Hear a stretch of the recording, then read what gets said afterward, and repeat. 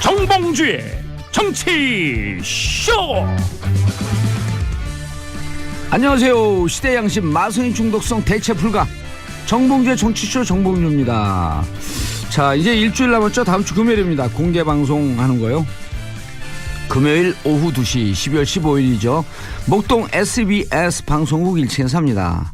자, 문자나 홈페이지 게시판으로 신청받습니다. 문자 샵 1035. 정봉주와 친구들, 주진우 기자, 김영민 PD, 안민석 의원과 함께하는 와일드쇼 2017년 마지막 공개방송입니다. 어서 신청해 주시기 바라겠습니다.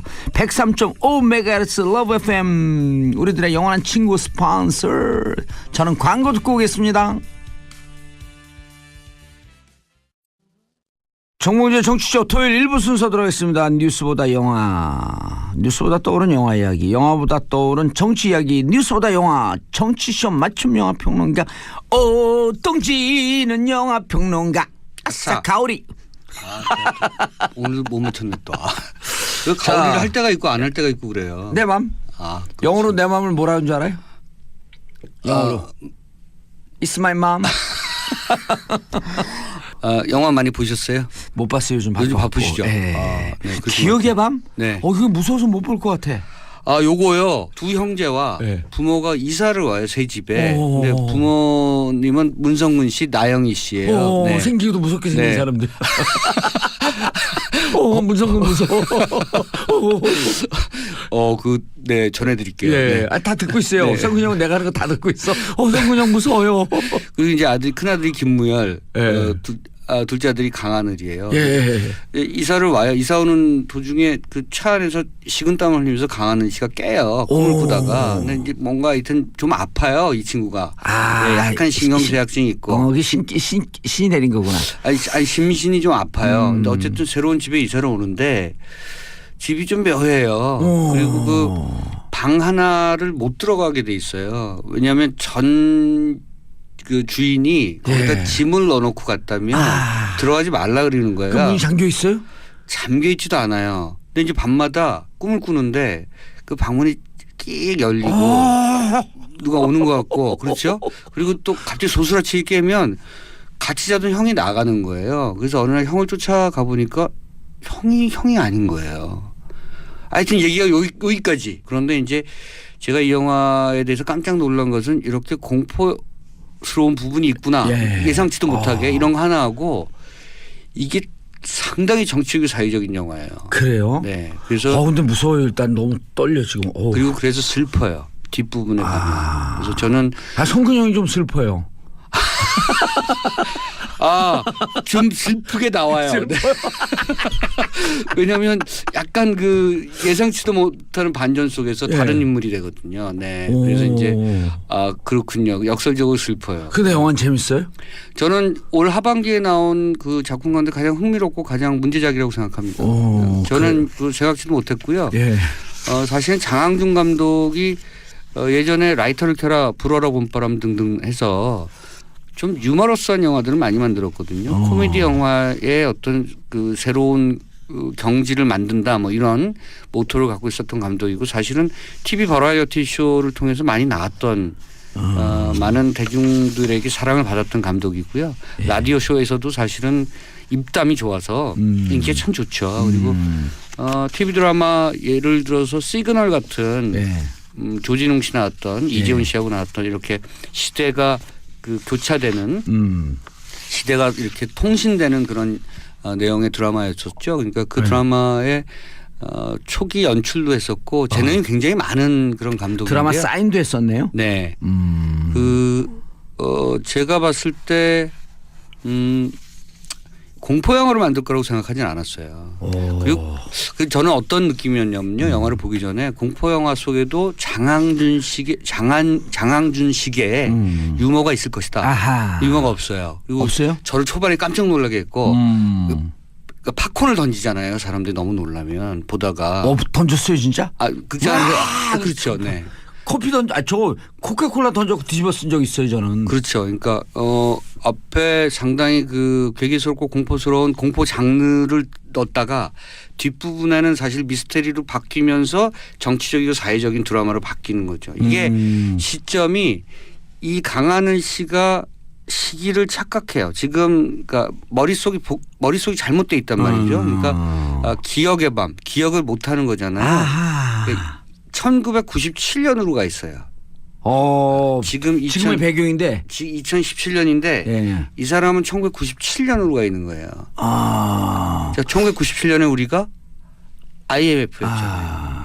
가끔가다 우리가 그런 착각을 해요. 2016년 촛불을 들고 있는데 어느 날 갑자기 2008년 촛불인가 하고 잠깐 깜빡해갖고 네. 그래갖고 촛불을 이렇게 자세히 봤더니 그날은 굵은 촛불을 들고 있었거든요 제가. 네. 작은 게 아니고 네. 촛불에 이렇게 써 있어요. 소원성취 절에서 쓰는 거. 진짜 갖고 나갔어요. 네. 그 착각해서. 네. 네.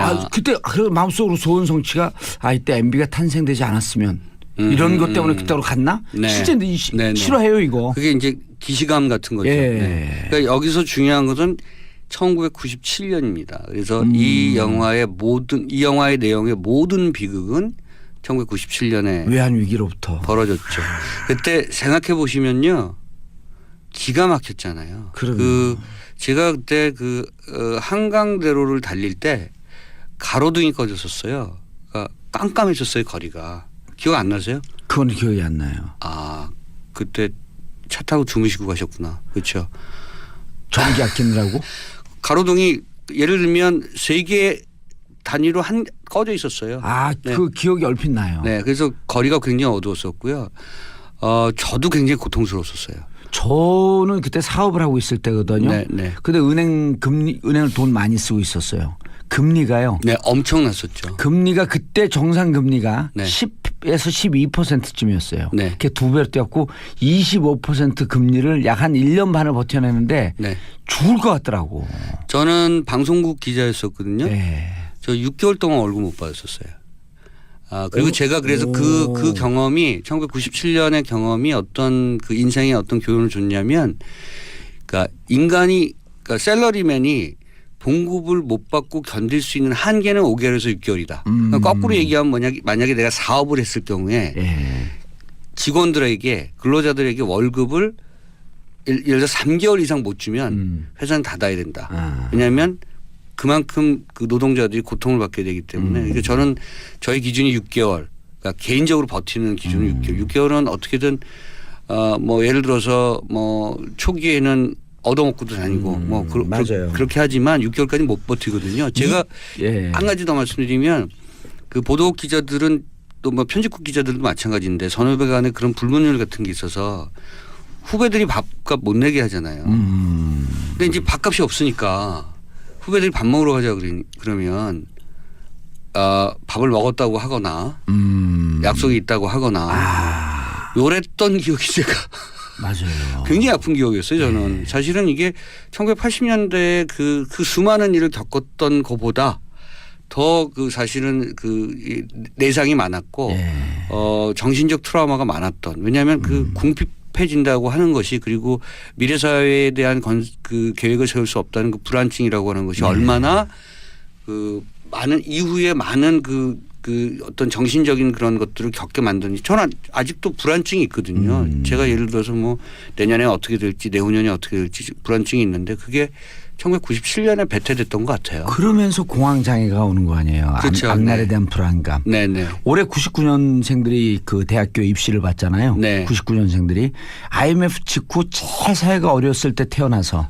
그렇죠. 네. 그러니까 아주 그냥 뭐랄까 DNA상에 박혀 있는 부분이 있는 거죠. 그리고 자기들이 촛불을 들어서 정권을 대통령도 끌어냈고 네네네. 심지어는 수능까지 일주일 연기시켜버린. 그렇구나. 그 세대예요.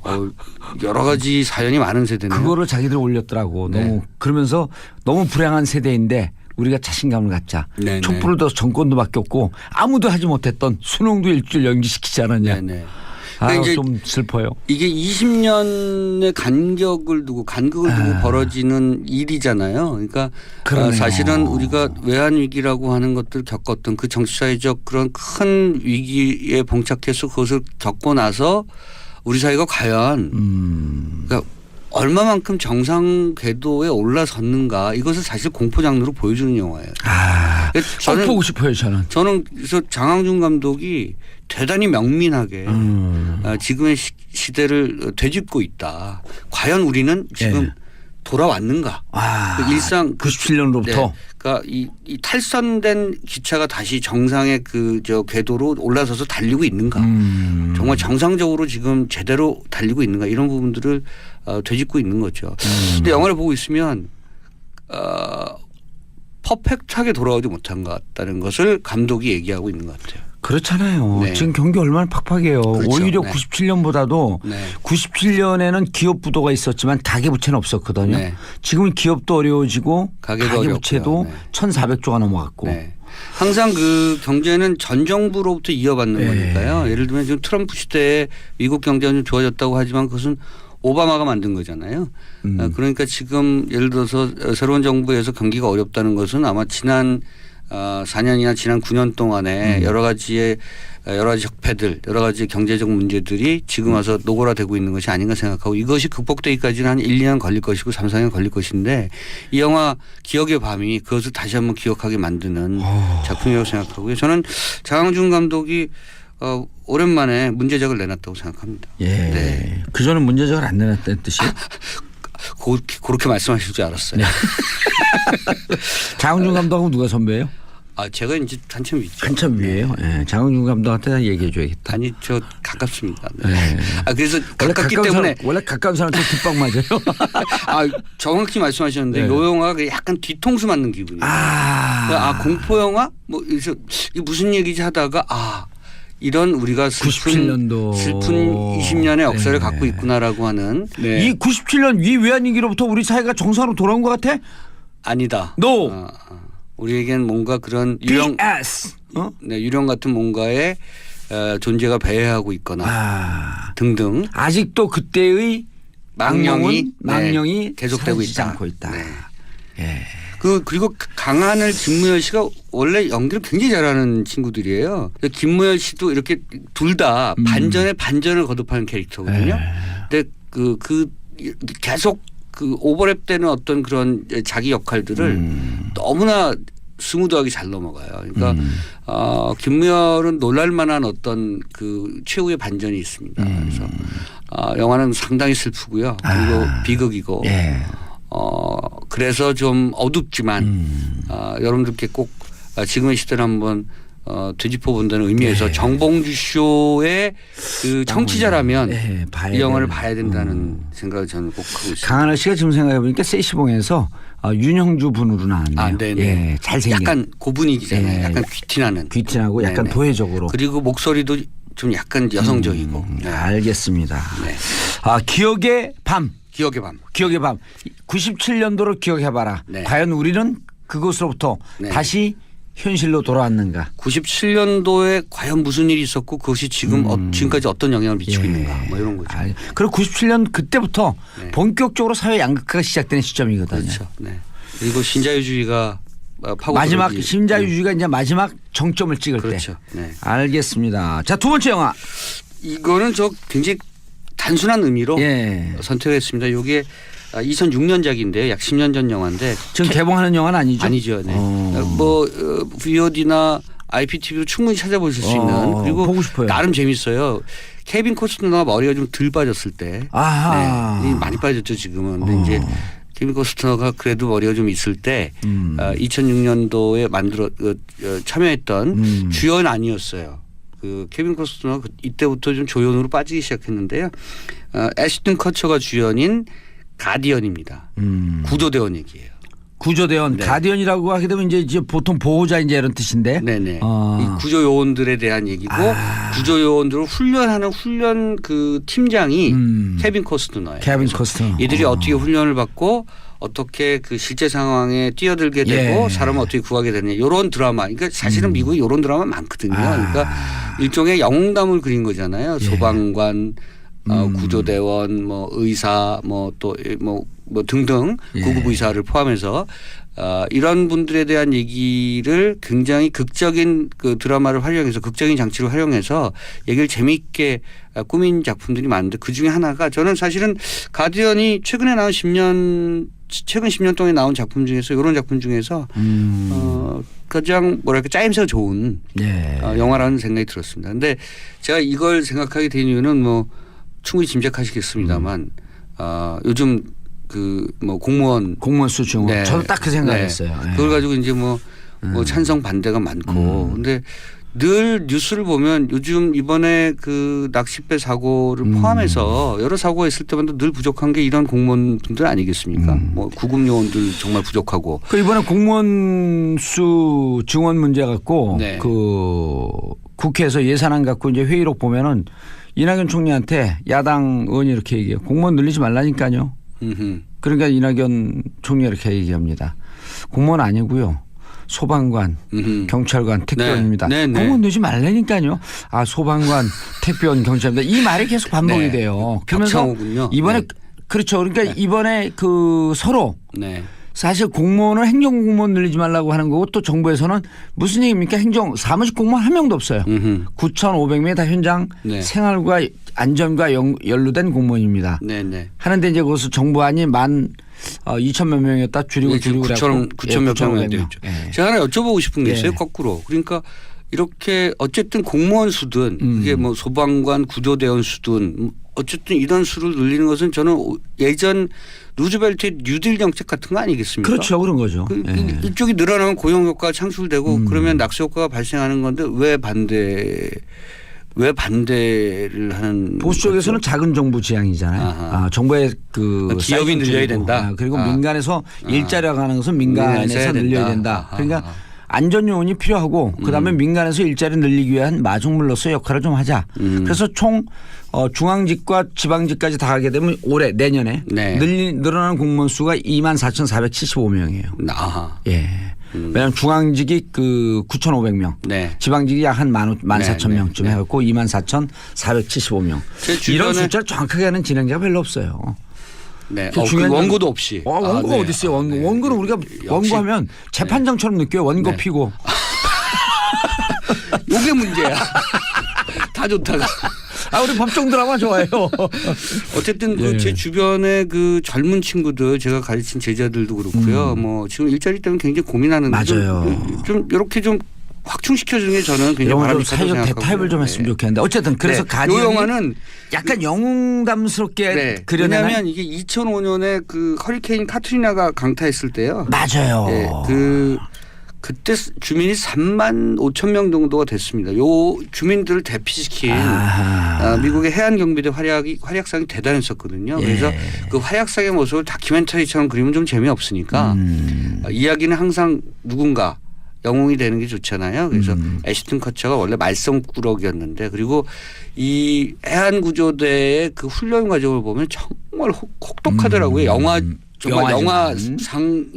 영화상으로 얘기하는 것이 맞다면 왜냐하면 물속에서 그 뭐 호흡하는 거 포함해서 어마어마한 그 혹독한 훈련을 거치는데 그 기준을 통과하지 못하면 해양 경비가 될 수가 없는 거예요. 그런데 이제 해양 경비가 되는 것이 그만큼 이들에게는 자긍심과 자부심을 주는 거고 그리고 이 커뮤니티에서 해안 경비대에게 그만큼 뭐랄까요 그 리스펙트를 주는 거죠. 존중을 해주는 거예요. 그런데 저는 영화를 보면서 우리 같은 경우는 사실 박봉에 온갖 그 사무 업무에 사실은 훈련에 따른 여러 가지 경무에 시설도 좀 부족하고 굉장히 대비되는 고무장갑 끼고 불을 끌어 들어가는. 네. 그러니까 이제 이런 부분들은 가디언이라는 영화를 보면 좀 비교가 돼서 이게 영화긴 하지만 어쨌든 많은 부분을 팩트 체크를 하고 시나리오를 만들지 않았겠습니까? 그럼요. 아마 요즘에 이런 논란이 있을 때 저는 TV나 케이블 TV에서 한 번쯤 방영할 만한 그런 작품이고 많은 분들이 한번 찾아보실 만한 작품이다. 그래서 왜 이런 사람들이 우리 사회에서 필요한가. 그리고 그러니까 원래 지금 워낙 재난이 많은 시기니까 이럴 때 우리가 이런 분들을 많이 사전에 양성해서 대비하는 것이 얼마나 그 중요한 일인가 이런 것들 좀 깨달을 수 있는 그런 작품입니다. 2001년도에 9.11 그 참사 났을 때 네. 많은 소방관들이 그 무너지는 그럼요. 그 쌍둥이 빌딩 안으로 들어갔잖아요. 그렇죠. 그때 미 그 소방관의 구호가 이겁니다. First come, last out. 그렇죠. 제일 먼저 네, 들어와서 네. 제일 마지막에 나와라. 그 내용이 올리버 스톤 감독이 월드 트레이드 센터라는 영화를 맞아요. 만들었고요. 거기서 나옵니다. 그리고 네. 그분들이 그런 대형 참사가 있을 것을 네. 예견하면서도 그 들어가는 모습. 그렇죠. 그것이 미국의 정신이죠. 그러니까 죽을 줄 알고 들어가는 거죠. 그러니까 이제 그러니까 사명감을 사전에 얼마나 많이 맞아요. 교육되고 그것을 스스로 갖추고 있는가 그리고 그들이 사명감을 가질 수 있도록 사회가 얼마나 존중해 주는가 이거 굉장히 서로 교환되는 거거든요. 예, 그러니까 이게 무슨 그 밑봉 영화 이거 이런 거 아니거든요. 미국봉, 국산봉 이런 영화 아니고 네. 우리 사회에 이렇게 현장직 공무원들의 밑봉 새로운 단어 밑봉. 밑봉 새로운 단어 나왔습니다. 네, 괜찮네요. 그런 영화 아니고 우리 네. 사회의 현장직 공무원들 네. 이런 분들이 얼마나 고통을 겪고 있는지를 이 가디언이라는 영화를 통해서 좀 네. 다시 한번 네. 되새겼으면 좋겠다. 네, 사회의 디테일이 좋아져야 되는데 이런 부분들에서부터 좋아지는 거죠. 경찰, 그렇죠. 소방관, 구조대원, 의료진 뭐 이런 부분들이 좋아져야 사회 복지 시스템이라고 하는 것들이 그럼요. 그 하드웨어가 갖춰지는 거잖아요. 그러니까 사회 디테일이 좋아져야 된다. 말 멋졌어요. 네. 정치적 용어로 이렇게 합니다. 실핏줄이 건강해야 인간이 건강하다. 그게 더 좋네. 섹시했어. 밑봉보다 낫네. 밑봉 약간 욕 같았어. 제가 나중에 한번 써먹을게요. 요거 밑봉 영화입니다. 뭐 이러면서. 예, 네. 알겠습니다. 네. 자, 오동진 평론가님 토요일 1부 순서 감사하고요. 인사하시고요. 다음 주에 뵙겠습니다. 예, 저는 97년 IMF 때죠. 이때 발매된 노래 듣습니다. 델리 스파이스의 차우차우 듣고 2부로 다시 돌아오겠습니다. 채널 고정하소서.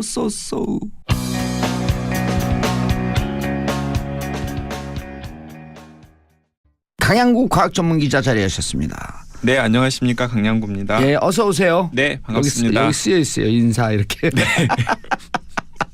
재밌어 우리 작가님들. 자, 오늘 어떤 이야기? 오늘은 인공자궁. 인공자궁. 예.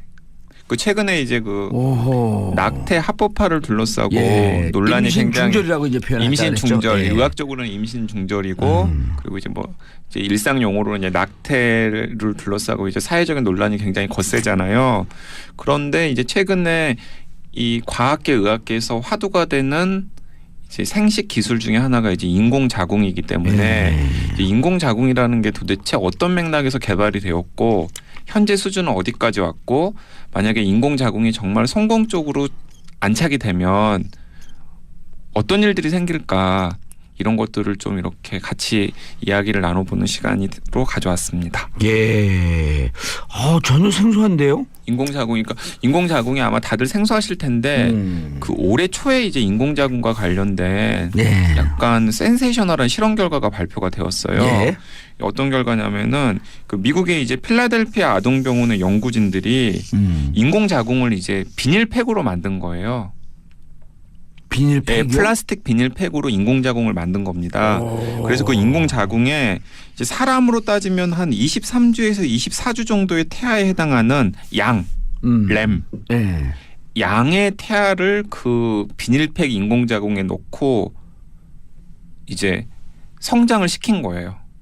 그리고 이제 그 실험 결과를 이제 논문으로 발표를 하면서 전 세계가 이제 발칵 뒤집힌 거죠. 왜냐하면 그 양의 태아를 비닐팩으로 만든 인공자궁에서 키워낼 수가 있다면은 인간도 가능할 것이다. 인간도 가능하지 않겠느냐라는 전망이 나오는 것이기 때문에 네. 사실은 그 1997년에 복제양 돌리가 처음 세상에 등장했을 때도 사람들이 깜짝 충격이었던 게 양을 복제할 수 있다면 사람도 복제할 수 있는 것 아니냐라는 전망 때문에 이제 많은 사람들이 깜짝 놀랐던 거잖아요. 이제 그것과 마찬가지로 이 비닐팩으로 만든 인공자궁에서 양의 태아를 키워낼 수 있다면 사람의 태아도 키워낼 수 있는 것 아니야 인공자궁으로 이러면서 이제 뭐 여러 가지 이제 논란도 과학계에서도 논란이 벌어지고 뭐 윤리계에서도 논란이 벌어졌는데 일단은 여기서 이제 중요한 게 뭐냐면 필라델피아 아동병원의 연구진들이 인공자궁을 개발을 했잖아요. 네. 이 사람들은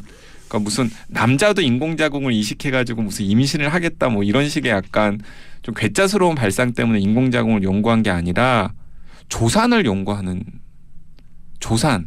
미수가. 네. 미수가를 아동병원이니까. 네. 조산한 다음에 요즘은 조산하게 되면 인큐베이션에 들어가잖아요. 그러니까 인큐베이터에. 그렇죠. 이제 조산을 하게 되면은 보통은 이제 한 뭐 36주 이상 정도에서 태어나야 이제 미수가가 아닌데 그 전에 이제 태어나게 되면은 한 이렇게 되면 6개월, 7개월 정도밖에 안 된 거란 말이에요. 그렇죠.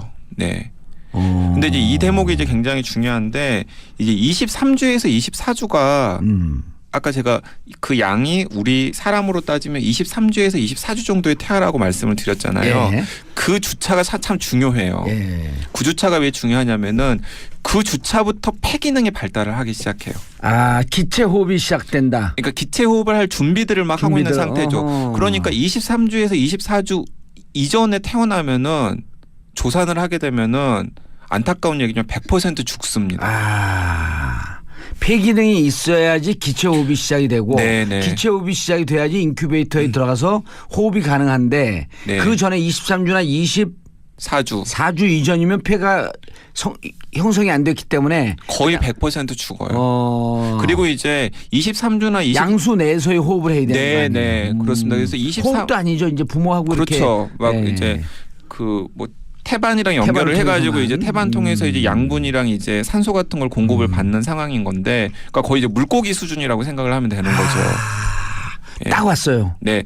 근데 이제 문제는 뭐냐면 예. 23주나 24주 이전에 이제 조산을 하게 되면은 예. 이제 아이 거의 죽고요.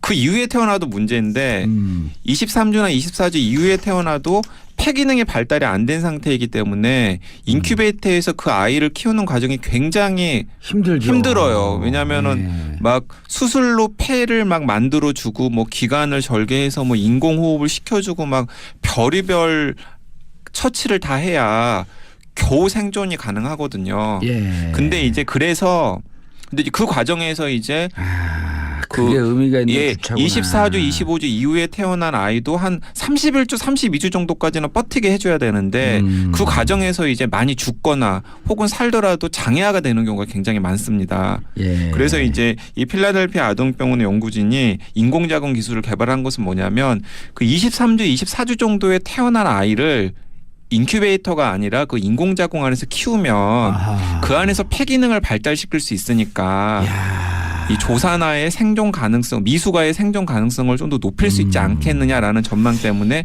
인공자궁을 개발을 한 거죠. 23주, 24주서부터 30 이때부터 이제 폐기능 발달이 31, 2주 정도까지. 31, 2주 정도. 그러니까 약 한 5주차 정도를 인큐베이션이 아닌 인공자궁에 있게 되면 더 이른 조산도 가능할 수 이제 인간으로서의 기능을 네네 할 수 맞습니다. 있게끔 할 수 있겠다. 네, 그러니까 죽거나 혹은 장애아가 되는 위험을 최대한 줄이면서 좀 더 키울 수 있지 않겠느냐라는 가능성 때문에 이제 의미 있는 인공자궁을 연구를 만든 한 거예요. 거네요. 의미 있는 연구를 한 거예요. 무슨 뭐 약간 뭐 괴짜스럽거나 기괴한 연구를 한 게 아니라 의미 있는 연구를 한 겁니다. 예. 그리고 실질적으로 어쨌든 그 태아. 네, 양의 태아.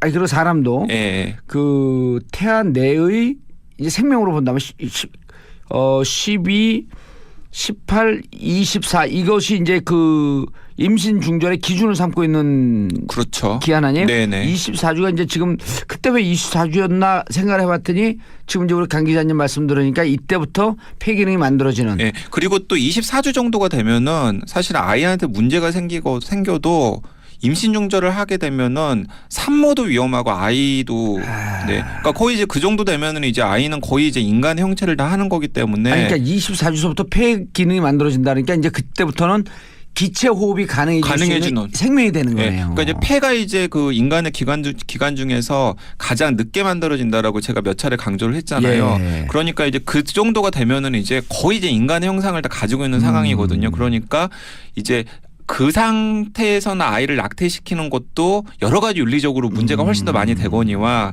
그리고 또 그런 상태에서 낙태시키면 산모도 위험하기 때문에 어쩔 수 없이 낳을 수밖에 없는데 문제는 이제 낳게 되면은 이제 다 죽거나 아니면은 이제 살더라도 장애아가 되거나 뭐 여러 가지 문제들 많이 나올 수 있다는 겁니다. 돌발 질문. 네. 사람은 하나님이 만든 건가요? 저는 그렇게 생각하지 않은데요. 사람은 사람은 저기죠. 사람은 저 엄마 아빠의 정자와 난자가 만들어서 만들어진 거죠. 근데 그 전에 이제 태초에. 아 그건 우주요? 네. 우주는 빅뱅으로 생겨난. 근데 빅뱅 이전에 빅뱅은 어떻게 또? 그건 저는 잘 모르겠어요. 네. 하나님이 있는 것 같죠? 그건 잘 모르겠어요. 저는. 그 자꾸만 연구를 하고 생각을 하고 그러다 보면 그 원초에는 무엇이 있었을까? 네, 그러니까 태초에 그 따지고 들어가면 무엇이 있었을까에 대해서는 이제 많은 사람들이 이제 의문을 품고 있는데 어쨌든 과학적으로는 이제 우주는 빅뱅으로부터 탄생을 했다라는 증거들이. 호킹스 박사께서 우주 천체 물리학을 연구하면 연구할수록 신의 존재를 인정할 수밖에 없다. 이 얘기 설득력이 좀 있어요. 느낌이 자꾸 생각하면 답이 없으니까. 답이 없을 때 신의 존재에 의지할 수밖에 없는. 알겠습니다. 자, 인공자궁의 미래? 네, 그렇죠. 이제 그러니까 어쨌든 간에 이제 첫 단추를 깬 거잖아요. 그래서 성공을 했어요? 그러니까 성공을 한 거죠, 대충. 근데 이제 여러 가지 당연히 이제 벽이 많겠죠. 이제 양의 태아가 아니라 사람의 태아로 실험을 할 수 있을지 여부도 사실은 불확실한 상황인 거고. 그걸 실험할 수도 없는 거 아니에요? 네, 그렇죠. 거기에다가 그리고 또 사람의 양의 태아에서 성공했다 그래서 사람의 태아에서 꼭 성공하리라는 보장도 없거니와 거기도 또 그 정말 생명의 신비잖아요. 그 엄마의 자궁 안에서 이제 태아가 자라면서 뭐 호흡도 하고 양분도 공급받고 여러 가지 면역 물질 등등을 공급받는 그런 신비로운 현상인데 그걸 과연 인간이 과학적으로 정확하게 재현할 수 있을지에 대해서는 사실은 회의적인 시각이 훨씬 더 많은 것 같아요. 그러나 회의적인 거로부터 우리 인류 물질 문명은 발전해온 거 아니에요? 그렇죠. 그 대목이 이제 많은 사람들이 이제 지금은 회의적이지만은 사실은 그걸 위해서 과학이 가능하게 만들어 왔기 때문에 정말 앞으로 몇십 년 후에는 진짜로 인공자궁에서 아이를 키우는 게 가능해질 수도 있겠다라는 이제 전망이 나오는 것도 그 때문입니다. 저는 희망적이에요. 이제 이를테면 예를 들어 전문 방송인들 입장에서는 정치인 정봉주가 방송을 잘 할 수 있을까? 라고 하는 회의적인 것 때문에 방송을 안 쓴 거거든요. 그래서 써보니까 정말 되네 이게. 이런 긍정적인 측면이 막 나오는 거예요. 그러니까 본인이 굉장히 잘하시고 있다고 지금 말씀하시는 거죠? 그건 잘 모르겠어요. 일단 높은 청취율이 뭘 얘기해 주는지 잘 모르겠어요. 이게. 네, 알겠습니다. 계속 얘기하세요. 깔때기 정말. 그러니까 무언가 이렇게 도전하고 이분들의 시도가 태아 사망률을 줄여야 되겠다라고 하는 의도. 맞습니다. 아주 이런 그 도덕적으로도 인류적으로도 의미 있는 발상을 한 거 아니에요. 여기서 이제 그 중간에 이제 제가 이제 잠깐 이제 좀 말씀을 하면은 그 조산이 진짜 무서운 거예요. 무서워요. 산모도 위험해지잖아요. 네, 조산이 굉장히 무서운 거고 그래서 이 방송을 들으시는 분들 중에서 혹시 임신을 계획하거나 임신하신 분들이 있으면은 흔히들 어른들이나 병원에서 임신 초기에 주의하라는 얘기는 굉장히 많이 해요. 근데 이제 어느 정도 기간이 지나면은 조금 안전하다고 얘기를 하는데 사실 이때 굉장히 조심해야 됩니다. 맞아요. 25주에서 27주 정도에 굉장히 조심을 해야 돼요. 왜냐하면은 최근에 병원에서 조산나의 비중이 굉장히 늘어나고 있거든요. 근데 이제 두 가지 경우 때문에 그러는데 요즘에 많은 이제 임신부들이 사회 활동을 계속 하시잖아요. 맞아요. 직장을 다니고 그러다 보니까 사실은 자꾸 하중이 밑으로 쏠리기 때문에 스트레스를 받기 때문에 태아가 조산할 위험이 예전보다 훨씬 더 커졌고요. 그리고 직장에서 일을 하다 보면 스트레스 받잖아요. 맞아요. 스트레스 지수가 높아지게 되면 그게 이제 당연히 또 이제 태아한테 안 좋은 그럼 아이도 같이 스트레스 받아서 막 나오고 싶어 한단 말이죠. 그러니까 그런 게 있고 그다음에 또 다른 하나는 요즘에 이제 난임 시술을 많이 받잖아요. 난임 시술을 받으면 임신 확률을 높이기 위해서 이제 배란을 여러 개를 착상하다 보니까 난임 시술을 받다 보면은 쌍둥이나 다태아를 이렇게 뱃속에 가지고 있는 경우가 굉장히 많거든요. 인공수정일 경우에는 거의 쌍둥이가 많잖아요. 맞습니다. 근데 한 명만 가지고 있어야 될 자궁이 쌍둥이 2명, 3명을 가지고 있다 보니까 자꾸 하중이 밑으로 실리니까 그것도 또 조산의 위험도 굉장히 커지는 거예요. 예. 그래서 어쨌든 간에 조산을 굉장히 주의를 하셔야 되고 사실은 그런 맥락에서 이제 이 인공 자궁도 나왔다라는 걸 제가 다시 한번 말씀을 드리고요. 이제 그러면 이제 상상 영역으로 넘어가서 기반 발상을 해야죠. 인공 수정을 시킨 다음에 어쨌든 수정란과 배아 상태를 이제 여성의 몸속으로 집어넣는 게 아니라 이제 그 인공 자궁에서 키우는 일이 이제 앞으로 가능해진다면은 도대체 어떤 일이 생길까? 야, 벼랑 안에 에일리언 영화 기억나시죠? 네, 기억나죠. 이렇게 모에 매달려 있는 튜브 안에 네. 거기서 에일리언 배양을 하잖아요. 네. 새끼들을. 네. 네? 그렇게 그 인공 수정에 그런 게 이제 가능해지는 거죠. 근데 이제 그런 영화 같은 일이 무섭다, 가능해지면은 무서워. 여기서 이제 문제가 되는 게 야, 여성한테는 도움이 되는 일일까? 여성이 임신으로부터 해방될까? 임신으로부터 해방될까? 어떻게 될 것 같으세요?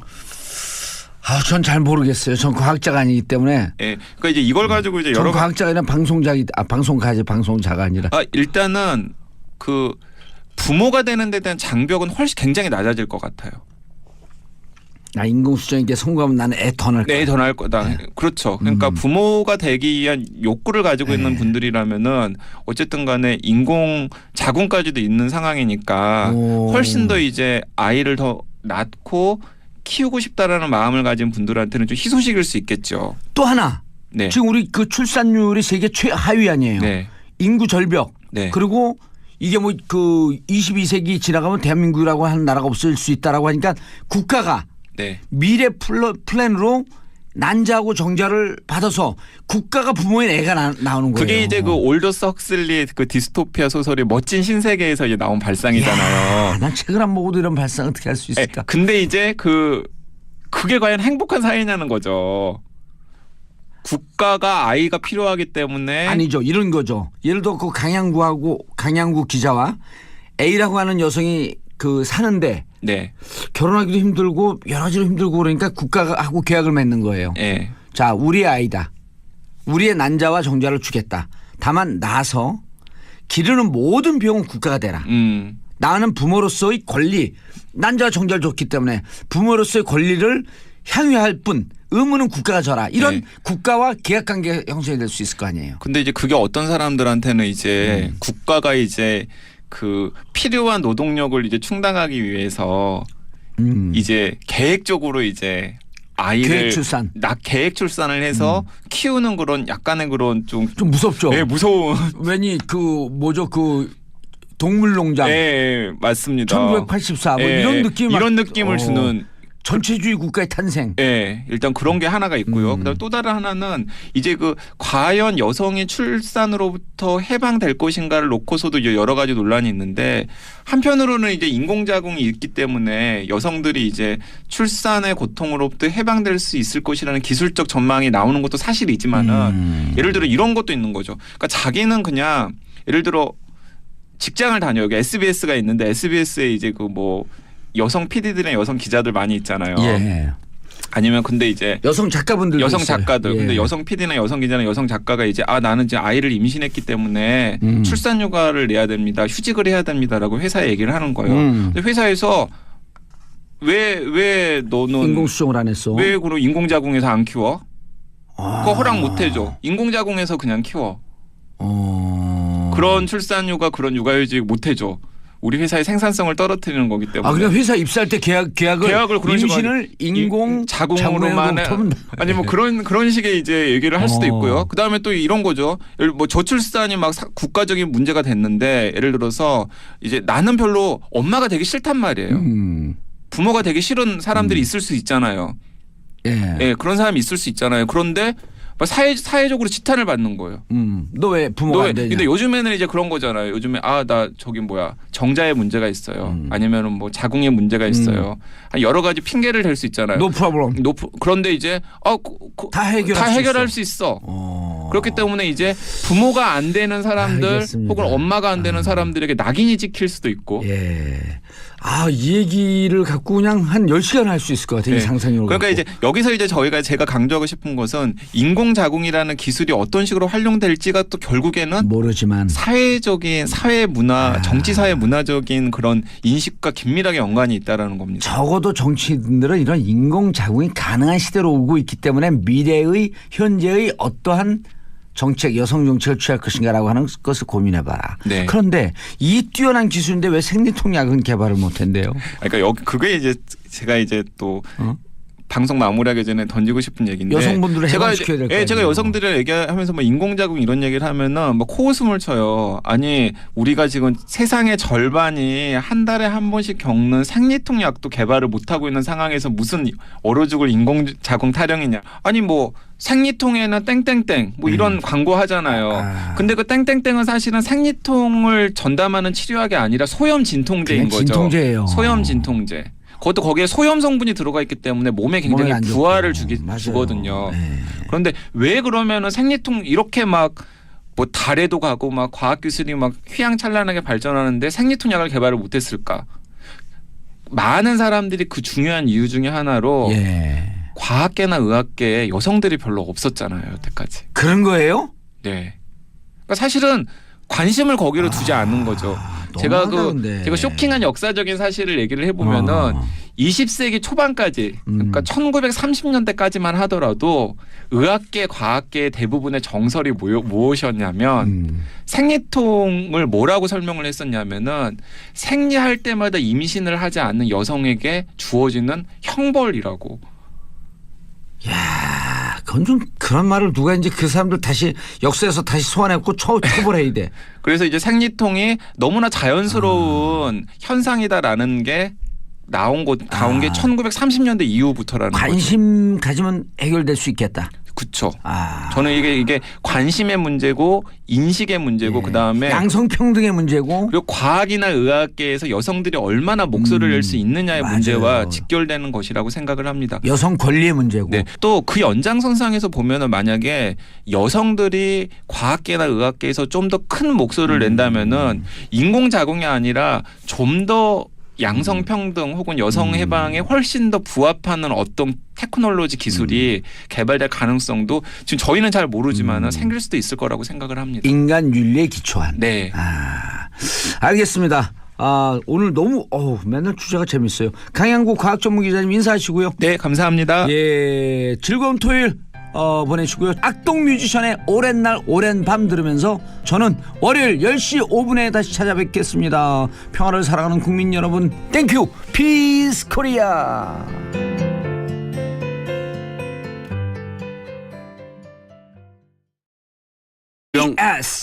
네, 유령 같은 뭔가의 존재가 배회하고 있거나 등등. 아직도 그때의 망령이 계속되고 있다. 않고 있다. 네.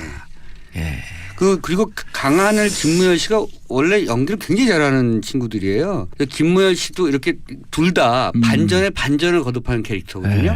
근데 계속 오버랩되는 어떤 그런 자기 역할들을 너무나 스무드하게 잘 넘어가요. 그러니까 김무열은 놀랄만한 어떤 그 최후의 반전이 있습니다. 그래서 영화는 상당히 슬프고요. 그리고 비극이고.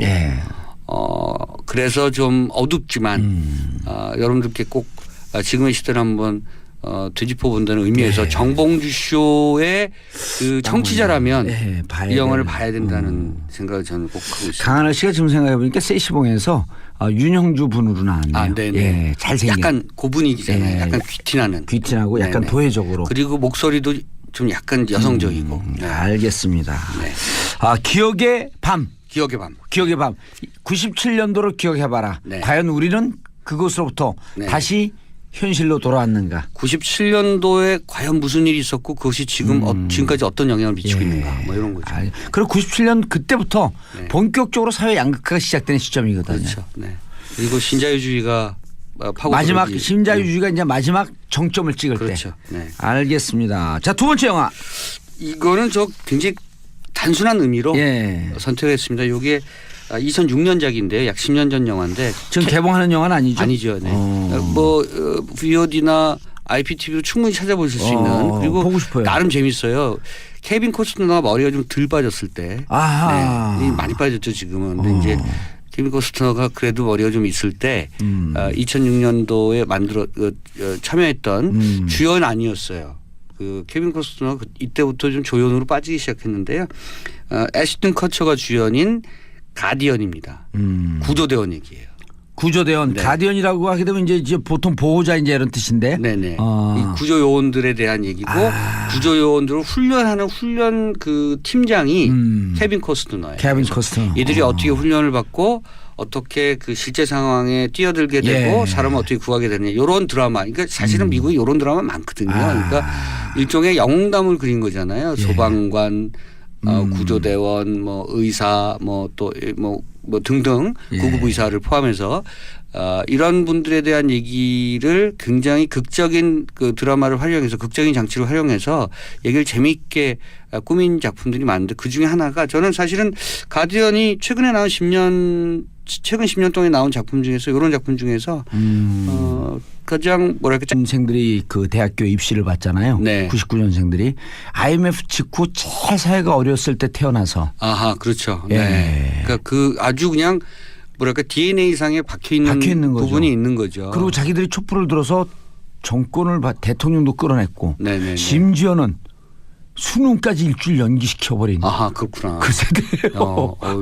여러 가지 사연이 많은 세대네요. 그거를 자기들이 올렸더라고. 네. 너무 그러면서 너무 불행한 세대인데 우리가 자신감을 갖자. 네네. 촛불을 들어서 정권도 바뀌었고 아무도 하지 못했던 수능도 일주일 연기시키지 않았냐. 네네.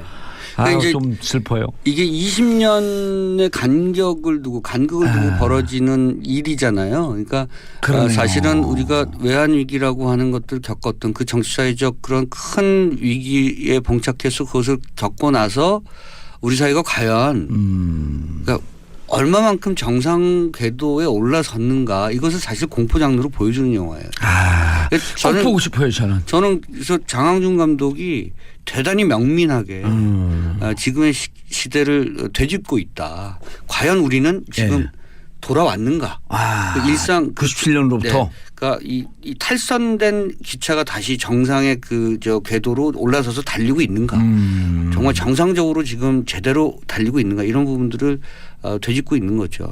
근데 영화를 보고 있으면 퍼펙트하게 돌아오지 못한 것 같다는 것을 감독이 얘기하고 있는 것 같아요. 그렇잖아요. 네. 지금 경기 얼마나 팍팍해요. 그렇죠. 오히려 네. 97년보다도 97년에는 기업부도가 있었지만 가계부채는 없었거든요. 네. 지금은 기업도 어려워지고 가계도 가계부채도 네. 1,400조가 넘어갔고. 네. 항상 그 경제는 전 정부로부터 이어받는 거니까요. 예를 들면 지금 트럼프 시대에 미국 경제가 좀 좋아졌다고 하지만 그것은 오바마가 만든 거잖아요. 그러니까 지금 예를 들어서 새로운 정부에서 경기가 어렵다는 것은 아마 지난 4년이나 지난 9년 동안에 여러 가지 적폐들 여러 가지 경제적 문제들이 지금 와서 노골화되고 있는 것이 아닌가 생각하고 이것이 극복되기까지는 한 1, 2년 걸릴 것이고 3, 4년 걸릴 것인데 이 영화 기억의 밤이 그것을 다시 한번 기억하게 만드는 작품이라고 생각하고요. 저는 장항준 감독이 오랜만에 문제작을 내놨다고 생각합니다. 예. 네. 그전에 문제작을 안 내놨다는 뜻이에요? 그렇게 말씀하실 줄 알았어요. 네. 장항준 감독하고 누가 선배예요? 제가 이제 한참 위죠. 한참 위에요. 네. 장항준 감독한테 얘기해 줘야겠다. 아니 저 가깝습니다. 네. 그래서 가깝기 때문에 원래 가까운 사람한테 뒷방 맞아요. 정확히 말씀하셨는데 이 영화가 약간 뒤통수 맞는 기분이에요. 공포 영화 뭐 이게 무슨 얘기지 하다가 이런 우리가 슬픈 20년의 역사를 갖고 있구나라고 하는. 이 97년 위 외환위기로부터 우리 사회가 정상으로 돌아온 것 같아? 아니다. No. 우리에겐 뭔가 그런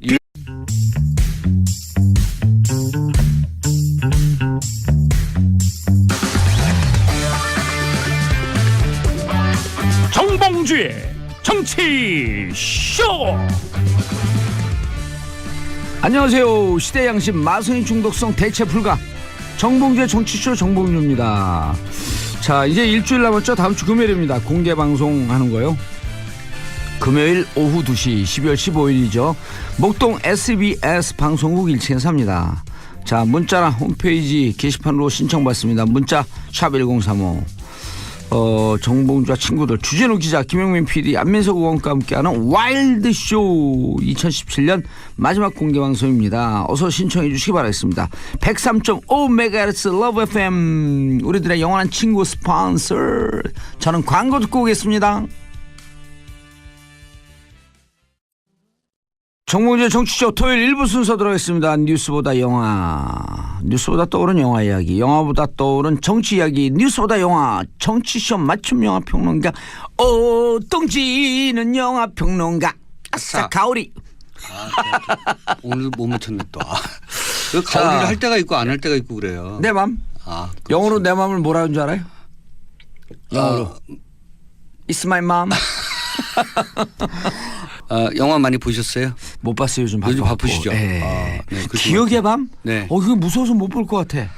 요거요. 두 형제와 네. 부모가 이사를 와요. 새 집에. 근데 부모님은 문성근 씨, 나영희 씨예요. 네. 생기기도 무섭게 생긴 네. 사람들. 문성근 무서워. 네, 전해드릴게요. 네. 네. 다 듣고 있어요. 네. 성근 형은 내가 하는 거 다 듣고 있어. 성근 형 무서워요. 그리고 이제 큰아들이 김무열, 네. 둘째 아들이 강하늘이에요. 예. 이사를 와요. 이사 오는 도중에 그 차 안에서 식은땀을 흘리면서 강하늘 씨가 깨요. 꿈을 꾸다가. 근데 이제 뭔가 하여튼 좀 아파요. 이 친구가.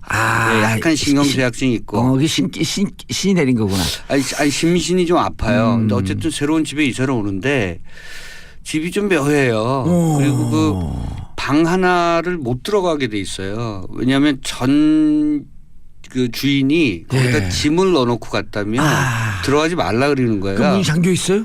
잠겨 있지도 않아요. 근데 이제 밤마다 꿈을 꾸는데 그 방문이 끼익 열리고 누가 오는 것 같고 그렇죠. 그리고 또 갑자기 소스라치게 깨면 같이 자던 형이 나가는 거예요. 그래서 어느 날 형을 쫓아가 보니까 형이 아닌 거예요. 하여튼 얘기가 여기까지. 그런데 이제 제가 이 영화에 대해서 깜짝 놀란 것은 이렇게 공포스러운 부분이 있구나. 예상치도 못하게 이런 거 하나 하고 이게 상당히 정치적이고 사회적인 영화예요. 그래요? 네. 그래서 근데 무서워요. 일단 너무 떨려 지금. 그리고 그래서 슬퍼요. 뒷부분에 가면. 그래서 저는 성근 형이 좀 슬퍼요. 좀 슬프게 나와요. 네. 왜냐하면 약간 그 예상치도 못하는 반전 속에서 다른 인물이 되거든요. 네. 그래서 이제 그렇군요. 역설적으로 슬퍼요. 근데 영화는 재밌어요? 저는 올 하반기에 나온 그 작품 가운데 가장 흥미롭고 가장 문제작이라고 생각합니다. 저는 그 생각지도 못했고요. 사실은 장항준 감독이 예전에 라이터를 켜라, 불어라 봄바람 등등 해서 좀 유머러스한 영화들을 많이 만들었거든요. 코미디 영화의 어떤 그 새로운 경지를 만든다 뭐 이런 모토를 갖고 있었던 감독이고 사실은 TV 버라이어티 쇼를 통해서 많이 나왔던 많은 대중들에게 사랑을 받았던 감독이고요. 라디오 쇼에서도 사실은 입담이 좋아서 인기가 참 좋죠. 그리고 TV 드라마 예를 들어서 시그널 같은 조진웅 씨 나왔던 이재훈 씨하고 나왔던 이렇게 시대가 그 교차되는 시대가 이렇게 통신되는 그런 내용의 드라마였었죠. 그러니까 그 드라마의 초기 연출도 했었고 재능이 굉장히 많은 그런 감독인데요. 드라마 사인도 했었네요. 네. 제가 봤을 때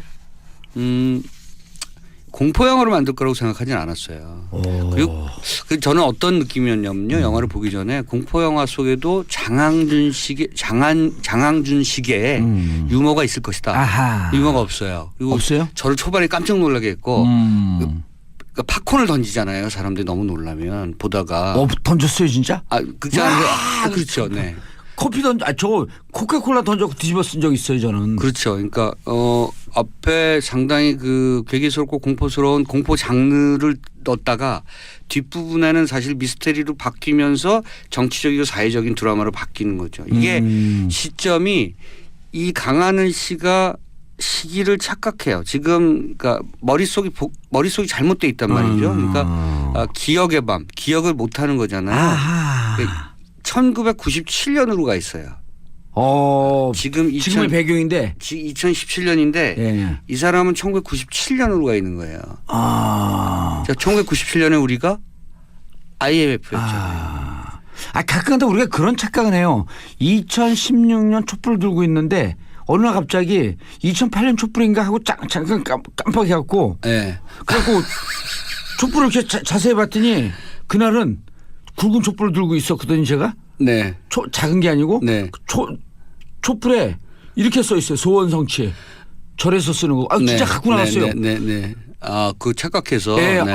그때 마음속으로 소원성취가 이때 MB가 탄생되지 않았으면 이런 것 때문에 그때로 갔나? 네. 실제 싫어해요 이거. 그게 이제 기시감 같은 거죠. 예. 네. 그러니까 여기서 중요한 것은 1997년입니다. 그래서 이 영화의 내용의 모든 비극은 1997년에 외환 위기로부터 벌어졌죠. 그때 생각해 보시면요, 기가 막혔잖아요. 제가 그때 한강대로를 달릴 때 가로등이 꺼졌었어요. 그러니까 깜깜했었어요 거리가. 기억 안 나세요? 그건 기억이 안 나요. 그때 차 타고 주무시고 가셨구나. 그렇죠. 전기 아끼느라고? 가로등이 예를 들면 3개 단위로 꺼져 있었어요. 네. 그 기억이 얼핏 나요. 네, 그래서 거리가 굉장히 어두웠었고요. 저도 굉장히 고통스러웠었어요. 저는 그때 사업을 하고 있을 때거든요. 네. 근데 은행을 돈 많이 쓰고 있었어요. 금리가요. 네, 엄청났었죠. 금리가 그때 정상 금리가 네. 10에서 12%쯤이었어요. 네. 그게 2배로 뛰었고 25% 금리를 약 한 1년 반을 버텨내는데 네. 죽을 것 같더라고. 저는 방송국 기자였었거든요. 네. 저 6개월 동안 월급 못 받았었어요. 그리고 제가 그래서 그 경험이 1997년의 경험이 어떤 그 인생에 어떤 교훈을 줬냐면, 그러니까 그러니까 셀러리맨이 봉급을 못 받고 견딜 수 있는 한계는 5개월에서 6개월이다. 그러니까 거꾸로 얘기하면 만약에 내가 사업을 했을 경우에 직원들에게 근로자들에게 월급을 예를 들어 3개월 이상 못 주면 회사는 닫아야 된다. 왜냐하면 그만큼 그 노동자들이 고통을 받게 되기 때문에 그러니까 저는 저희 기준이 6개월.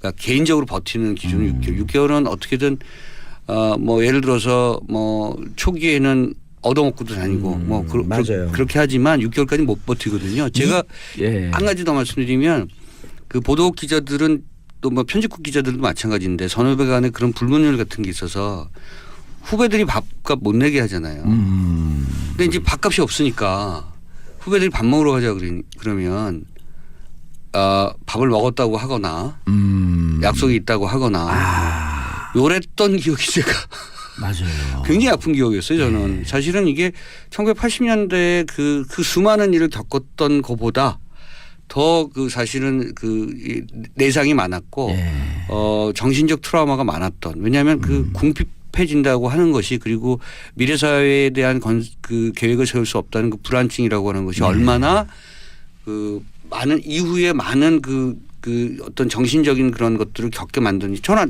아직도 불안증이 있거든요. 제가 예를 들어서 뭐 내년에 어떻게 될지 내후년에 어떻게 될지 불안증이 있는데 그게 1997년에 배태됐던 것 같아요. 그러면서 공황장애가 오는 거 아니에요. 그렇죠. 앞날에 대한 불안감. 네네. 올해 99년